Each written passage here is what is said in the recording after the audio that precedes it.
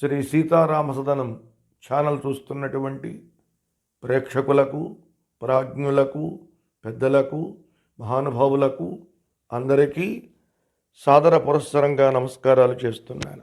కూజంతం రామ రామేతి మధురం మధురాక్షరం ఆరుహ్య కవితాశాఖాం వందే వాల్మీకి కోకిలం. ఆససాదాధ లక్ష్మీవాన్ రాక్షసేంద్ర నివేశనం. మహావీరుడు, మహానుభావుడు, చక్కనైనటువంటి దివ్య సౌందర్యం కలిగినటువంటి హనుమంతుడు రావణాసురుని ప్రాసాదాన్ని చేరాడు.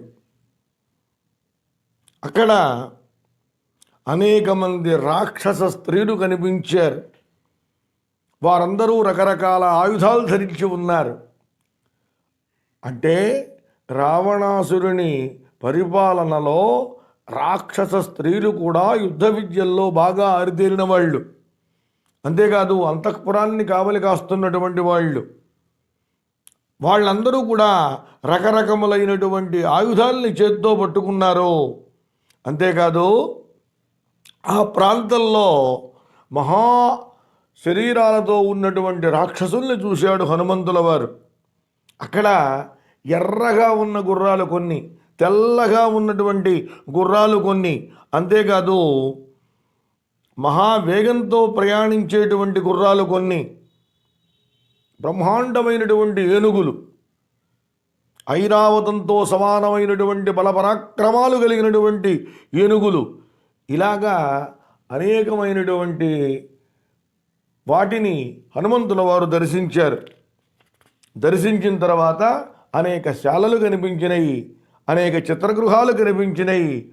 వాటినన్నింటినీ కూడా హనుమంతుల వారు చూశారు. ఆ తర్వాత ఆ మహానుభావుడు ప్రధానమైనటువంటి శాలలు చూశారట.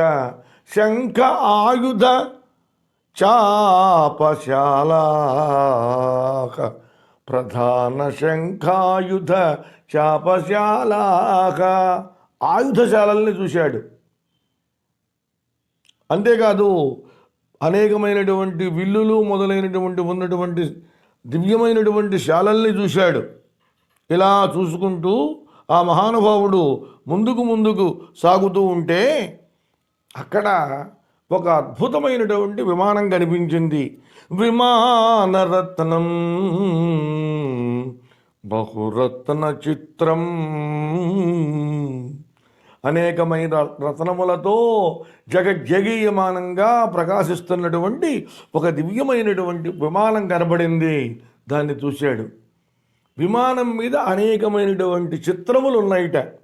అందులో ఒక చిత్రాన్ని వర్ణిస్తున్నాడు మహానుభావుడైనటువంటి వాల్మీకి మహర్షి. ఎలా ఉంది ఆ చిత్రం మీద చిత్రణము అని అంటే, మహీకృత పర్వతరాజిపూర్ణ నగాకృతాః వృక్షవితానపూర్ణాః వృక్షాకృతాః పుష్పవితానపూర్ణాః పుష్పం కృతం కేసరపత్రపూర్ణం. ఒక అద్భుతమైనటువంటి చిత్రం. దానిలో చిత్రణం ఎంత గొప్పగా ఉంది. ఇలా ఉండాలి భూమి కూడా. అంటే కేవలం బొమ్మలోనే కాదు, విడిగా కూడా అలా ఉండాలి. విడిగా కూడా అలా ఉండేట్టు చేశాడు రావణుడు. తక్కువ వాడేం కాదు. మహీకృత పర్వత రాజిపూర్ణ, భూమంతా ఎలా ఉంది? పర్వత రాజిపూర్ణ, పర్వత పంక్తులతో ప్రకాశిస్తోంది. అంటే వరుస, పంక్తి అంటే వరుసగా పర్వతాలు ఉన్నాయి. పర్వతాలు కూడా ముఖ్యం. మరి ఈ పర్వతాలన్నీ ఎట్లా ఉన్నాయి అంటే, ఒట్టి రాళ్లతో రప్పలతో ఉంటే ప్రయోజనం లేదు. నగకృతాః వృక్షవితానపూర్ణాః, ఈ పర్వతములన్నీ కూడా చెట్లతో నిండి ఉన్నాయి. అవి పిచ్చి చెట్లు కావు. మనం కొన్ని సందర్భాలలో ఏదో బాగా పెరుగుతాయి, నీడగా ఉంటాయి అనుకుని వేస్తే తర్వాత వాటిని పరిశోధించి చీచీచి బాగా వచ్చినా ఇవి మంచిది కాదండి అన్నారనుకోండి, ఇబ్బంది పడే ప్రమాదం ఉంది. అందువల్ల ఆ అద్భుతమైనటువంటి చిత్రణంలో భూమి పర్వతాలతో ఉంటే పర్వతాలన్నీ కూడా చెట్లతో ఉంటే చెట్లన్నీ కూడా పుష్ప వితాన పూర్ణాహ పువ్వులతో నిండి ఉన్నాయి. మరి ఆ పువ్వులో పుష్పం కృతం కేసరపత్ర పూర్ణం, అద్భుతమైనటువంటి దివ్యమైనటువంటి కేసరములతో పత్రములతో ఆ పుష్పములన్నీ కూడా ప్రకాశిస్తూ ఉన్నాయి. అంతేకాదు ఎంత అద్భుతం అంటే అది ఒక చల్లనైనటువంటి సుగంధమైనటువంటి గాలి వీచిందిట. ఇది ఎలా ఉంది? హనుమ అటు కాదయ్యా వెళ్ళాల్సింది, ఇటురా ఇటురా అన్నట్లుగా ఉందిట ఆ గాలి. దాన్ని సేవించాడు ఆ మహానుభావుడు, మెల్లిగా వచ్చాడు. ఆ భవన సముదాయం మధ్యలో దివ్యమైనటువంటి అద్భుతమైనటువంటి పుష్పక విమానాన్ని ఆయన దర్శించాడు. ఎలా ఉంది ఆ పుష్పక విమానం? ఇంతకుముందే మనం తెలుసుకున్నాం. పుష్పక విమానం బయట రకరకాల చిత్రములుంటే ఈ విమానం అంతా ఎట్లా ఉంది అంటే వసంత ఋతువులో పుష్పరాశి ఎంత చూడ ముచ్చటగా ఉంటుందో అంతకన్నా గొప్పగా మనోహరంగా ఉంది. మెల్లిగా ఆయన చేసినటువంటి పని ఏమిటి అని అంటే తస్యాలయ వరిష్ఠస్య మధ్యే విపులమాయతం దదర్శ భవన శ్రేష్టం హనుమాన్ మారుతాత్మజ. ఈ మారుతాత్మజుడు హనుమంతుల వారు ఆ పుష్పక విమానం మధ్యలో ఒక పెద్ద భవనం కనబడింది. దదర్శ భవన శ్రేష్టం, చూశాడు. భవన శ్రేష్టం, అద్భుతమైనటువంటి భవనాల్లోనే చాలా గొప్పగా ప్రకాశిస్తూ కనిపించింది ఆ భవనం. ఎంతుంది? నిజానికి ఇప్పుడు కనుక అయినట్లయితే ఆ భవనాన్ని చూడాలి అనుకున్నా కూడా ఏదన్నా చిన్న రైల్వే స్టేషన్స్లో బ్యాటరీ కార్లు అవి వేసుకుపోవాలి, తప్పదు. మరి వాళ్ళు అలా నడిచారంటే ఆనాటి బలం ఎంత గొప్పగా ఉందో ఆలోచించండి. ఇంతకీ ఆ భవనం ఎంత ఉంది? అర్ధయోజన విస్తీర్ణం. అర్ధయోజనం వెడల్పు ఉంది, యోజనం పొడవు ఉంది. అంటే 4 మైళ్ళ వెడల్పు, 8 మైళ్ళ పొడవు. దాని చుట్టూ ఒక్కసారి ప్రదక్షిణం చేసి వస్తే పెద్ద వాకింగ్ చేసినట్టు వాడు. మరి దాన్ని అవలీలగా నడుచుకుంటూ వెళ్ళొస్తూ ఉండేవాడు రావణుడు. ఆలోచించండి. అంటే ఇప్పటి లెక్క ప్రకారం మైళ్ళు లెక్కేసుకున్నా కూడా అప్పటి వాళ్ళ ఆకార పరిమాణాలు వేరుగా ఉంటాయి. అందువల్ల అంత పెద్ద భవనాన్ని చూశాడు. ఉత్తమం రాక్షసావాసం హనుమాన్ అవలోకయన్. ఉత్తమం రాక్షసావాసం, అద్భుతమైనటువంటి రావణాసురుడు నివసించేటువంటి ఆ దివ్యమైనటువంటి భవనాన్ని హనుమంతుల వారు చూశారు. అంతేకాదు ఎలా ఉంది అది అని అంటే లోపల అనేక మంది రావణాసురుని భార్యలు ఉన్నారట. భార్యలు ఎంతమందో చాలామంది ఉన్నారు. పైగా రకరకాల ఏనుగు దంతాలు ఉన్నాయి. అంతేకాదు ఇంకా బాగా కనుక ఆలోచించినట్లయితే ఆ భవనం చుట్టూదా కూడా పెద్ద పెద్ద పరిగెలు, అందులో పెద్ద మొసళ్ళు, ఇలాంటివి అనేకమైనటువంటివన్నీ కూడా ఉన్నాయి. చతుర్విషాణై ద్విరదై త్రివిషాణైస్తథైవ చ. కొన్ని భయంకరమైనటువంటి మదగజాలు ఉన్నాయి. ఎలాంటి మదగజాలు? ఏ ఏ దంతములు ఉన్నటువంటి మదగజాలు, ఎన్ని దంతములు ఉన్నటువంటి మదగజాలు. 2 దంతాలు కొన్నిటికి ఉన్నాయి, 3 దంతాలు కొన్నిటికి ఉన్నాయి, 4 దంతాలు కొన్నిటికి ఉన్నాయి. ఈ 4 దంతాలు ఉన్నటువంటిది ఐరావతం.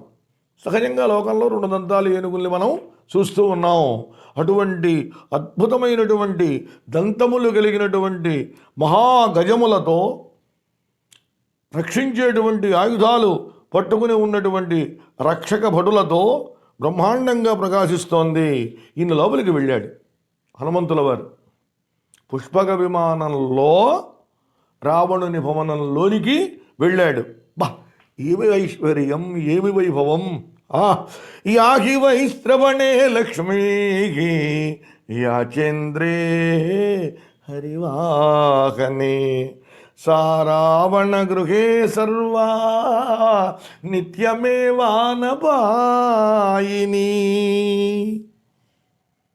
కుబేరుని దగ్గర ఎటువంటి వైభవం ఉందో, ఐశ్వర్యం ఉందో, ఇంద్రుని దగ్గర ఎటువంటి అద్భుతమైనటువంటి ఐశ్వర్యం ఉందో, అటువంటి ఐశ్వర్యం అంతా కూడా రావణాసురుని ఈ భవనంలోనే ఉన్నది. అంతేకాదు దిక్పాలకులు, ఇంద్రుడు కాగానే వచ్చే ప్రధాన దిక్పాలకుడు ఎవరో తెలుసా? యమధర్మరాజు. ఎలాగా? మనం ప్రదక్షిణం చేస్తాం, తూర్పు వైపున ధ్వజస్తంభం ఉంటుంది, మన ఎడమ చేతి వైపు నుంచి మనం ప్రదక్షిణం మొదలు పెడతాం. తూర్పు దిక్కు తర్వాత వచ్చేటువంటి దిక్కు, ప్రధానమైన దిక్కు దక్షిణం, దానికి అధిపతి యమధర్మరాజు. తర్వాత వచ్చే ప్రధాన దిక్కు పడమర, దానికి అధిపతి వరుణుడు. ఆ తర్వాత వచ్చే దిక్కు ఉత్తర దిక్కు, దానికి అధిపతి కుబేరుడు. అంటే ఎంతమంది ప్రధానమైనటువంటి దేవతలు ఉన్నారో, ప్రధానమైనటువంటి దిక్పాలకులు ఉన్నారో, వారి దగ్గర ఎటువంటి వైభవములైతే ఉన్నాయో, ఐశ్వర్యాదులు ఉన్నాయో, అవన్నీ కూడా ఇక్కడే ఉన్నాయి. కాదు వాటిని మించి ఉన్నాయి అని ఆ మహానుభావుడు ఆనందపడ్డాడు. అసలు ఇంత పెద్ద భవనంతో ఈ విమానం ఉంది కదా, ఈ విమానాన్ని ఎవరు సృష్టించారు, ఎందుకోసం సృష్టించారు? ఇది రావణాసురుడు ఏమన్నా ప్రత్యేకించి చేయించుకున్నాడా అని అంటే, మహానుభావుడైనటువంటి వాల్మీకి మహర్షి మనకు అందిస్తున్నాడు. ఇది చేసింది విశ్వకర్మ బ్రహ్మ కోసం. బ్రహ్మణోర్ధే కృతం దివ్యం దివ్యద్విశ్వకర్మణ విమానం పుష్పకం నామ సర్వరత్న విభూషితం. అనేకమైన రత్నాలతో ప్రకాశించే దివ్యమైనటువంటి ఆ పుష్పక విమానాన్ని బ్రహ్మగారి కోసం చేశాడు విశ్వకర్మ. అయితే పాపం కుబేరుల వారు బ్రహ్మను గురించి కఠినమైన కర్కశమైన తపస్సు చేశాడు. ఆయన ప్రత్యక్షమయ్యాడు, వరాలు అడిగాడు, వరాల్ని పొందాడు. దాంతోపాటుగా స్వామి మీ దగ్గర చాలా గొప్ప విమానం ఏదో ఉంది, అది కూడా ఇవ్వండి అన్నాడు. తీసుకొని ఆయన దానికేమన్నాడు బ్రహ్మదేవుడు. అంటే తపస్సు యొక్క మహిమ ఎంతటి గొప్పది అంటే ఎవరి గురించి మనం తపస్సు చేస్తామో వాళ్ళు పరమానందభరితులై తమ వద్ద ఏది ఉంటే దాని సర్వస్వాన్ని కూడా ఇవ్వగలిగినంత శక్తిని, ఇవ్వగలిగినంత ఆనందాన్ని కలిగించేది తపస్సు. కుబేరుడు తపస్సుతో బ్రహ్మగారి దగ్గర నుంచి ఆ దివ్యమైనటువంటి పుష్పక విమానాన్ని పొందాడు. అయితే రావణుడేం కుబేరుణ్ణి గురించి తపస్సు చేయలా. ఆయన అన్నగారు సాక్షాత్తుగా కుబేరం ఓజసా జిత్వా లేభే తద్రాక్షసేశ్వర. కుబేరా, విమానాన్ని ఇచ్చేయి, బాగుంది, నీ దగ్గర ఉంది. నేను చాలా కష్టపడ్డాను, తపస్సు చేశాను, ఎంతో కష్టపడి పొందాను, ఇస్తావా ఇవ్వవా? ఇవ్వను. సరే అన్నాడు. కుబేరునితో యుద్ధం చేశాడు రావణుడు. తన పరాక్రమంతో కుబేరుణ్ణి ఓడించి ఈ పుష్పక విమానాన్ని తీసుకుపోయాడు. కుబేరుడికి రావణుడికి తేడా అది. బ్రహ్మగారి అనుగ్రహాన్ని పొంది బ్రహ్మ సంతోషించిన మనస్సుతో ఇచ్చాడు, అప్పుడు తీసుకున్నాడు కుబేరుడు. కానీ రావణుడు అట్లా కాదు. వాడి అవతల వాడు ఏమైనా అనుకుని తనకు అనవసరం. తనకి ఏదైతే బాగా నచ్చిందో దాన్ని తాను పొందాలి, ఎట్లాగైనా సరే. 4 బాది అక్కడి నుంచి బలవంతంగా లాక్కున్నాడు. అలా వచ్చింది విమానం. రెండవది, ఇంతకుముందే మనవి చేశాను నేను, ఈ లంకాపట్టణం అంతా కూడా కుబేరుడిది, వాడి బయటికి నెట్టేశాడు. అందువల్ల ఇప్పుడు ఆ దివ్య విమానంలో, ఒక భవనంలో రావణుల వారు బ్రహ్మాండంగా ఉన్నాడు. ఆ భవనాన్ని చూస్తున్నాడు మన మహానుభావుడైనటువంటి హనుమంతుల వారు. విమానం పుష్పకం దివ్యం ఆరురోహ మహాగపి. గమ్మత్తు ఏమిటంటే ఆయన పుష్పక విమానం జోలికి రాలా. దేన్నైనా ఆయన తర్వాత నాశనం చేయొచ్చు, కానీ పుష్పక విమానం జోలికి మాత్రం రాలా. ఎందుకంటే దాని ఎందుకు గౌరవం. అది ఎవరిది? కుబేరుల వారిది. ఇంకా ఎవరిది? మహానుభావుడైనటువంటి బ్రహ్మగారు స్వయంగా ఇచ్చింది. విశ్వకర్మ కష్టపడి చేసింది. ఇది తర్వాత ఉపయోగపడుతుంది రామచంద్ర భగవానుడికి. అందుకని ఆ పుష్పక విమానాన్ని అధిరోహించాడు ఆ మహానుభావుడు. అధిరోహిస్తే చల్లగా సుగంధభరితమైనటువంటి ఒక గాలి తగిలిందిట హనుమంతుల వారికి. అది ఎలా ఉందిట అంటే, ఇతయే హీత్యువాచేవ తత్ర యత్ర సరావణ. ఆంజనేయ మెల్లిగా ఇటేరా, ఇక్కడే ఉన్నాడు రావణుడు అని హనుమంతుల వారి చెవులకు చెబుతున్నట్లుగా ఆ గాలి సోకింది, ఆ గాలి తగిలింది. బయలుదేరాడు. ఒక అద్భుతమైనటువంటి శాల కనిపించింది. ఒక రకంగా చెప్పాలి అంటే శయన మందిరం, శయనశాల అంటే పడుకునేటువంటిది. రావణుడు తాను పడుకున్నటువంటి అద్భుతమైనటువంటి ఆ శయనశాలను చాలా మనోహరంగా తీర్చిదిద్దాడట. దాన్ని చూసేటప్పటికీ హనుమంతుల వారికి చాలా ఆనందం వేసింది. ఆనందం వేసి అలా తిరుగుతున్నాడు ఆయన. చక్కగా బంగారు బ్రహ్మాండమైనటువంటి చిన్న చిన్న బెజ్జాలతో ఉన్నటువంటి బంగారు పాత్రలు. ఆ పాత్రల లోపల ధూపం పెట్టారు. కొంచెంగా వస్తుంది పొగ. పరిమళవంతంగా ఉంది ఆ పొగ, అద్భుతంగా ఉంది. మనస్సంహ్లాద జననీ, మనస్సుకు ఆనందాన్ని కలిగిస్తున్నట్టుగా ఉంది ఆ దివ్యశాల. తాం శోకనాశినీం దివ్యాం శ్రేయస్సంజననీం ఇవా. శోకాన్ని పారద్రోలే విధంగా ఉంది, దివ్యంగా ఉంది. అటువంటి దివ్యమైనటువంటి ఆ శాలను ఆ మహానుభావుడు చూశాడు. ఎంత బాగుంది. స్వర్గోయం, ఇది స్వర్గమా? దేవలోకోయం, లేక ఇది దేవతలు నివసించేటువంటి లోకమా? ఇంద్రస్యేయం పురీ భవేత్, లేక ఇంద్రుడు నివసించే అమరావతి పట్టణమా? సిద్ధిర్వేయం పరాహి స్యాత్, దివ్య తపశ్చర్యలకు ఫలరూపమైనటువంటి అద్భుతమైనటువంటి పరాసిద్ధ ఇది అని హనుమంతుల వారు ఆ శాలను చూసి భావన చేశారు. అంటే అంత వైభవంగా ఉంది ఆ శాల. అయితే అక్కడ దీపాలు ఎలా ఉన్నాయంటే అలా ఏమాత్రం అటు ఇటు కదలకుండా వెలుగుతూ ఉన్నాయండి. ఇది ఎలా ఉంది? ఏది చెప్పాలన్నా వాల్మీకి మహర్షే చెప్పాలి, ఇంకెవరి వల్ల కాదు. అది ఎలా ఉన్నాయి ఆ దీపాలు అంటే, ధూర్తానివ మహాధూర్తై దేవనేన పరాజితాన్. జూదం ఆడేవాళ్ళు కొంతమంది ఉంటారు, వాళ్ళు ఆడుతున్నారు జూదం. ఈ ఆడేవాళ్ళ కన్నా అవతలున్న వాళ్ళు ఇంకా గట్టివాళ్ళు. వీళ్ళు ఏదో కూర్చున్నారు, ఆడారు, వాళ్ళ చేతిలో వీళ్ళు ఓడిపోయారు. ఈ ఓడిపోయిన వాళ్ళు ఏం చేస్తారట, కన్నార్పకుండా చూస్తూ ఉంటాడట. అంటే వీడు ఓడిపోయాడు, పక్కకి పోడు, అలా చూస్తూ ఉంటాడు. ఇంకా అలా చూస్తూ ఉన్నట్ట.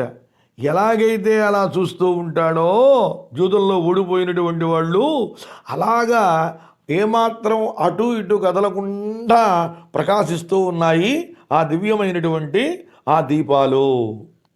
ఇదేమిటండి ఉపమానం అట్లా పెట్టాడు? ఉన్న ప్రదేశాన్ని బట్టి వాల్మీకి మహర్షి చెబుతాడు. ఇవే దీపాలు రాముల వారి దగ్గర ఉంటే ఇంకో ఉపమానం వచ్చేది. రావణాసురుడి దగ్గర ఉన్నాయి కాబట్టి జూదంలో ఓడిపోయిన వాళ్ళు అవే వస్తూ ఉంటాయి. ఏ రకమైన యుద్ధము లేకపోతే రావణాసురుడికి నిద్ర పట్టదు.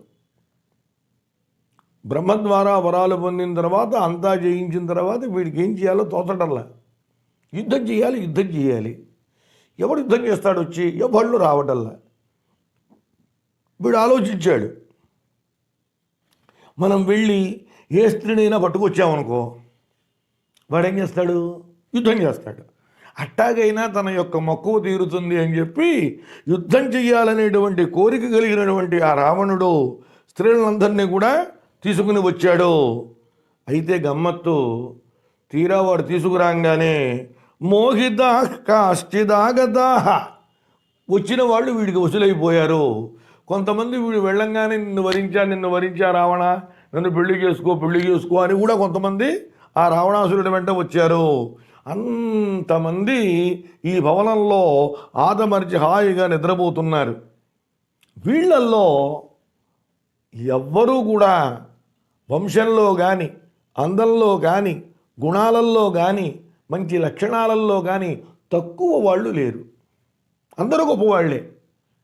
అందరూ రాక్షస రాజైనటువంటి రావణాసురుని భార్యలతో ఆ భవనం ప్రకాశిస్తూ ఉంటే ఇంతమందిని చూశాడు హనుమంతుడు. ఇంకా రావణ దర్శనం కాల. బభూవ బుద్ధిస్తు హరీశ్వరస్యాగా యది దృశీ రాఘవ ధర్మపత్ని ఇమాయథా రాక్షస రాజభార్యాగా సుజాతమస్యేతి సాధు బుద్ధే.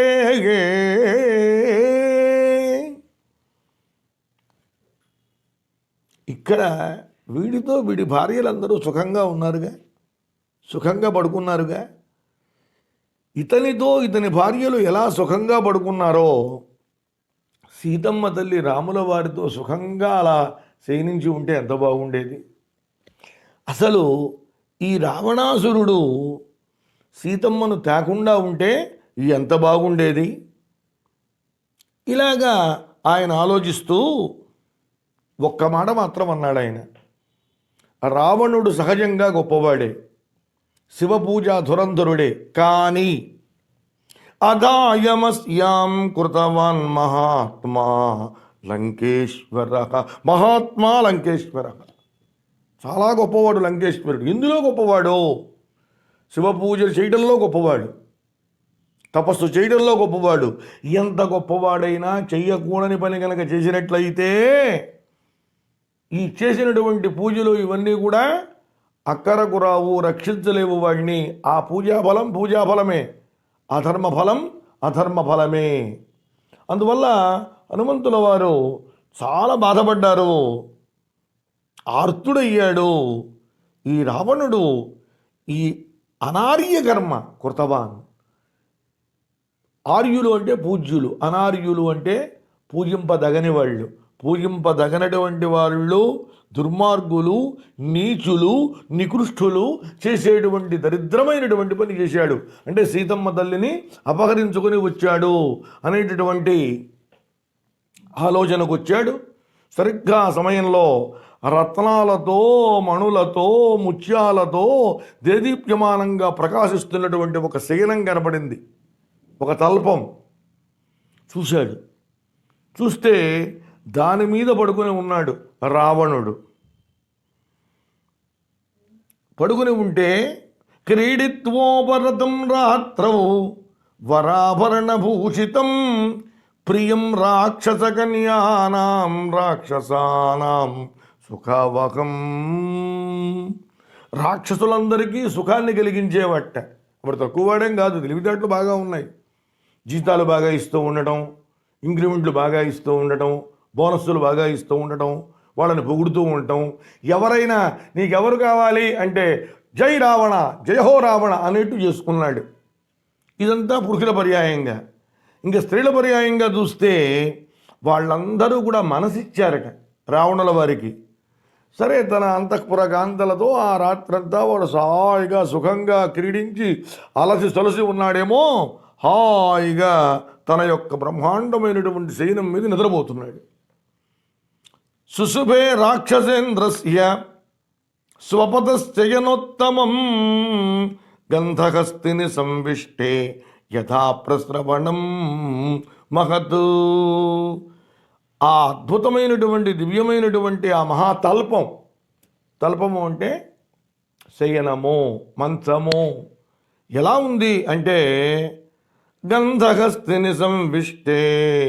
గంధహస్తిని ఏనుగులలో కొన్ని ఏనుగులు చాలా గొప్పగా ఉంటాయి. వాటిలో కూడా మదజలం బాగా ఉండి ఆ వాసన చూస్తే చాలు, ఆ వాసన వస్తే చాలు, ఆ వాసనను పీలిస్తే చాలు భయపడిపోయి మిగిలినటువంటి మదపుటి ఏనుగులు పారిపోతాయిట. అది ఎలా? ఆ గంధహస్తి తన గంధ జల వాసనతో కేవలం ఒక ఏనుగుల్నే కాదండి, సింహాల్ని కూడా భయపెడుతుంది. మనకి గజేంద్ర మోక్షణ ఘట్టంలో చెబుతాడు. గజరాజు బయలుదేరినప్పుడు దాని మదజల వాసనను చూసి సింహాలే భయపడి పారిపోయినయి అని. అలాగా ఇక్కడ మహాతల్పం మీద ఆ మదగజంలాగా ఉన్నాడు. ఎవరు? రావణుడు. అంటే మదగజం నల్లగా ఉంటుంది, వీడు కూడా నల్లగా ఉన్నాడు. ఒకసారి చూశాడు, కొంచెం దగ్గరగా వెళ్ళి చూసి అనుకున్నాడు, వెనక్కి పరిగెత్తాడు. దగ్గరగా వెళ్ళకూడదు, దుర్మార్గులకి దగ్గరగా వెళ్ళకూడదు, దూరంగా వెళ్ళాడు. వీళ్ళు ఒక వేదిక ఉంది, వేదిక మీద ఎక్కాడు. మళ్ళీ ఇట్టుగా చూస్తున్నాడండి. చూస్తూ ఉంటే బంగారు ఆభరణాలతో భుజకీర్తులతో దేదీప్యమానంగా ప్రకాశిస్తున్నాయి ఆ రావణుని యొక్క బాహువులు. ఇంద్రధ్వజముల వలె ఉన్నాయి. అంతేకాదు ఇక్కడ బాహువులు అనటం వల్ల, ద్వివచనంలో వాడటం వల్ల వాడు అప్పుడు ఒకే శిరస్సుతో 2 చేతులతోనే పడుకున్నాడు. 25 చేతులు తలకాయలు లేవు ఆ సమయంలో.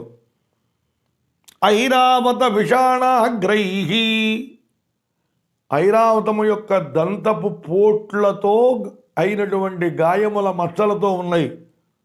వాడి యొక్క అద్భుతమైనటువంటి 2 బాహువులు కూడా దేవేంద్రుడి వజ్రాయుధపు దెబ్బలతో ఏర్పడినటువంటి గాయాల మచ్చలతో ఉన్నాయి. విష్ణు చక్రము వల్ల ఏర్పడినటువంటి గాయాల మచ్చలతో ఉన్నాయి. విష్ణు చక్రం దాటికి తట్టుకున్నవాడు వీడే, ప్రబుద్ధుడు. మామూలుగా సుదర్శనం వచ్చిందంటే దాని బారిన పడితే చావడమే, కానీ వీడిని గాయపరిచి వెళ్ళిపోయింది. ఎందుకని? విష్ణు చక్రం చేతిలో వీడు చావడం. ఇవన్నీ ఆ మచ్చలన్నీ కూడా ఆ 2 బాహువుల పైన ఉన్నాయి. కుబుసము విడిచి పడగ విప్పి కాటు వేయటానికి సిద్ధంగా ఉన్న నల్లని తాచుపాముల్లాగా నిగ మెరుస్తున్నాయి వాడి యొక్క బాహువులు. అవన్నీ కూడా చూశాడు హనుమంతుల వారు. 5 తలలు కలిగినటువంటి మహాసర్పముల వలె ఉన్నాయి వాడి యొక్క దివ్యమైనటువంటి చేతులు. అవన్నీ కూడా ఆయన చూశాడు. ఇంకా చూశాడండి. ఎంతోమంది యక్షగంధర్వ కిన్నర కాంతలందరూ కూడా వాడిని సేవించారు. ఆ సేవలను అందుకున్నటువంటి దివ్యమైనటువంటి బాహువులవి. రావణ ఏమి భోగం రానిది అని మెచ్చుకున్నాడు. వాడి శరీరం అంతా కూడా చక్కగా చందనం పూసుకున్నట్ట. చందనం ధరించడం ఉత్తమ లక్షణం అండి. ఇంకా వీలుంటే కొంచెం అత్తరు కలుపుకొని పూసుకుంటే ఆ సుగంధము యొక్క స్థితి వల్ల అనేకమైనటువంటి ఆనందములు కలుగుతాయి అని పెద్దలు చెబుతూ ఉన్నారు. పడుకుని నిద్రపోతున్నాడు. ఎలా ఉన్నాడో మాషరాశి ప్రతీకాశం, నల్లని మినువుల్ని ఒక రాశిలాగా పోస్తే ఎలా ఉంటుందో అలా ఉన్నట్టు వీడు. అంతేకాదు గాంగే మహతితో యాంతే ప్రసుప్తమివ కుంజరం, బ్రహ్మాండమైనటువంటి అద్భుతమైనటువంటి గంగాజలం మధ్యలో గాఢ నిద్రలో ఉన్నటువంటి మదపు టేనుగులాగా ఉన్నాడు రావణుడు. అటువంటి రావణుణ్ణి చూశాడు. అంటే ఇప్పుడు రావణుణ్ణి ఎలా చూశాడు హనుమ? పడుకున్నటువంటి రావణుణ్ణి చూశాడు. బాగా గమనించాలి. నిద్రపోతున్నటువంటి రావణుడు కనిపించాడు. ఇక ఆ తర్వాత చుట్టూ చాలామంది స్త్రీలు ఉన్నారు. వాళ్ళందరినీ చూసుకుంటూ వెళుతున్నాడండి. తప్పదు, చూడాల్సిందే. పైగా రావణుడు నిద్రపోవడానికి కొంతమంది స్త్రీలు వాయిద్యాలు వాయిస్తూ ఉంటే గాయనీమణులు పాడాలి. మరి వీడి నిద్ర ఎప్పుడు పడుతుందో ఎలా తెలుస్తుంది? వాడు గాఢ నిద్రపోయినట్టు ఏమిటి నిదర్శనము అంటే గొరక. వాడు పెద్ద గొరక పెడితే అయ్యగా నిద్రపోయినట్టే లెక్క. అందుకని చెప్పేసి వాళ్ళు బాగా పాటలు పాడి ఉన్నారు. పాడి అలసిపోయారు. అలసిపోయినటువంటి గాయనీములు అక్కడే పడుకుని నిద్రపోతున్నారు. వాయించిన వాళ్ళు ఎవరైతే ఉన్నారో ఎవరెవరు ఏ వాయిద్యాలని వాయించారో ఆ వాయిద్యాలని గట్టిగా పట్టుకుని వాళ్ళు నిద్రపోతున్నారు. ఇలాగా ఎవరెవరు అంతవరకు ఏ అద్భుతమైనటువంటి వాయిద్యములను వాయించారో వాటిని పట్టుకుని అందరూ నిద్రపోతూ ఉన్నారు. ఇలా ఉన్న తరుణంలో అందరినీ చూసుకుంటూ వస్తున్నాడు హనుమంతుల వారు. కపిర్ మండోదరిన్ తత్ర శయానాం చారు రూపిణీ, అక్కడ ఒక అద్భుతమైనటువంటి మహాసౌందర్యవతి, ఎవరో కాదు సాక్షాత్తుగా రావణుని భార్య మండోదరి ఆయన కనిపించింది. సతం దృష్ట్వా మహాబాహు భూషితాం మారుతాత్మజ, వాయునందనుడైనటువంటి హనుమంతుల వారు అద్భుతమైన సౌందర్యంతో ఉన్నామని చూసి తర్కయామాస సీతేతి రూపయౌవన సంపద, ఆమె రూపానికి, ఆమె యవ్వన సంపదకు అబ్బా ఈవిడ సీతే అయి ఉంటుంది అనుకున్నాడు. అంటే సీతమ్మలో ఎటువంటి సౌందర్య లక్షణాలు అయితే ఉన్నాయో ఆ లక్షణములన్నీ కూడా ఈ స్త్రీలో కనపడ్డాయి. దాంతో ఈవిడే సీతమ్మేమో అనుకున్నాడు. సీత అనే భావన రాగానే హర్షేణ మహతాయుక్తో ననంద హరియోధపక, అపారమైనటువంటి ఆనందం కలిగింది ఆంజనేయ స్వామికి. ననంద హరియూధపక, ఆనందంతో పొంగిపోయాట ఆ మహానుభావుడైనటువంటి హనుమంతుల వారు. ఎప్పుడైతే ఆనందం తీవ్రంగా కలిగిందో తన సహజమైనటువంటి వానర చేష్టలు కొన్ని ఉంటాయి. వానరులకు ఆనందం మికూటమైన వేళ ఆ వానరులు కొన్ని రకాలుగా ప్రవర్తిస్తూ ఉంటారట. అవన్నీ ఏం చేశాడు. ఆ స్ఫోటయామాస చుచుంబ పుచ్చం ననంద చిక్రీడ జగౌ జగామ స్తంభాన్ అరోహన్ నిపపాత భూమౌ నిదర్శయన్ స్వాం ప్రకృతిం కపీనాం. మరి ఆ చేష్టలేమిటో, ఆ ఆనందపడ్డ ఆయన యొక్క దివ్యలీలా విలాస వైభవం ఏమిటో మనం తర్వాత తెలుసుకునే ప్రయత్నం చేద్దాం. స్వస్తి. రామాయ రామభద్రాయ రామచంద్రాయ మేధసే